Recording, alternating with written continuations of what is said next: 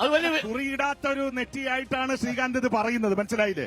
പിന്നെ കുറി കണ്ടുപിടിച്ചത് ഇന്ത്യയിലെ RSS കാരനല്ല, കുറി കണ്ടുപിടിച്ചത് ഇന്ത്യയിലെ വിശ്വാസികളാണ്. ആ ഇന്ത്യയിലെ വിശ്വാസികൾ പറയും രാജ്മോഹൻ ഉണ്ണിത്താൻ എപ്പ കുറി തൊടണം, എപ്പ കുറി മായ്ക്കണം. ഞങ്ങളിടില്ല.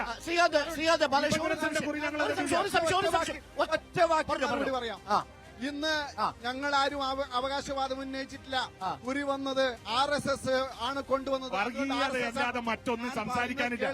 കാസർഗോഡ് ഞാൻ പറഞ്ഞ കേൾക്ക് നിങ്ങള്. ഉണ്ണിത്താന്റെ വികസനത്തെ കുറിച്ച് കാസർഗോഡ് ജില്ലയിൽ രാജ്മോഹൻ ഉണ്ണിത്താൻ 5 വർഷം കൊണ്ടുണ്ടാക്കിയ വികസനത്തെ കുറിച്ച് വർഗീയതയുടെ രാഷ്ട്രീയം അത് നിർത്തും. കുറച്ച് സഹിഷ്ണുത. ഒരേ ഒരു ചോദ്യം.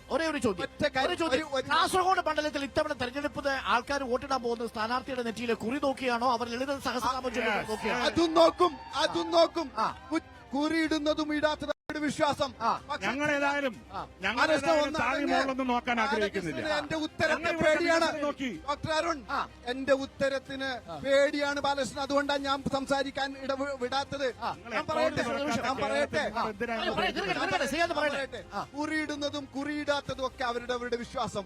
പക്ഷേ കുറിയുമായി വിഷയമാക്കി അവരുടെ വിശ്വാസമാണെങ്കിൽ ഞങ്ങളതൊരു വിഷയമാക്കാൻ പാടില്ല. തുടർച്ചയായി പറയുന്നത് ഒരേ വിഷയം. എന്റെ ഉത്തരത്തിൽ എന്തിനാ ഇങ്ങനെ പേടിക്കുന്നത്? എന്റെ മറുപടി എന്തിനാ ഇങ്ങനെ? ഒറ്റ കാര്യം, RSS ചന്ദനക്കുറി ഇടുന്നോ ഇടാത്തതോ അല്ലെങ്കിൽ RSS പറഞ്ഞിട്ട് ഇടുന്നതോ ഒന്നും അല്ല. അത് ഞങ്ങൾ അംഗീകരിക്കുന്നു. പക്ഷേ ഈ നാട്ടില് ധൈര്യസമേതം കുറിയിട്ട് നടക്കുന്നത് RSS ഉള്ളതാണെന്നാണ് ഞങ്ങളുടെ അഭിപ്രായം. ഒരു സംശയവും വേണ്ട.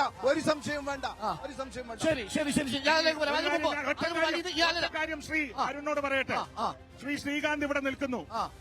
26 ആചാരക്കുറികളിട്ട് തലയിൽ കുടുമ കെട്ടി 2 കാതിലും കടുക്കനിട്ട് 2 കൈകളിലും ആചാരവളകളിട്ട് വെള്ളമുണ്ട് പുതച്ച് വെള്ളമുണ്ടെടുത്ത് നടക്കുന്ന ഒരാചാര സ്ഥാനികന്റെ മകനാണ്. പക്ഷെ ഞാൻ ഈ വിഭജന രാഷ്ട്രീയത്തെ അനുകൂലിക്കില്ല, RSS കാരന്റെ രാഷ്ട്രീയത്തെ അനുകൂലിക്കില്ല. അതുകൊണ്ടാണ് ഞങ്ങൾ പറയുന്നത് കുറി കണ്ടു വളർന്നവരാണ് ഞങ്ങൾ.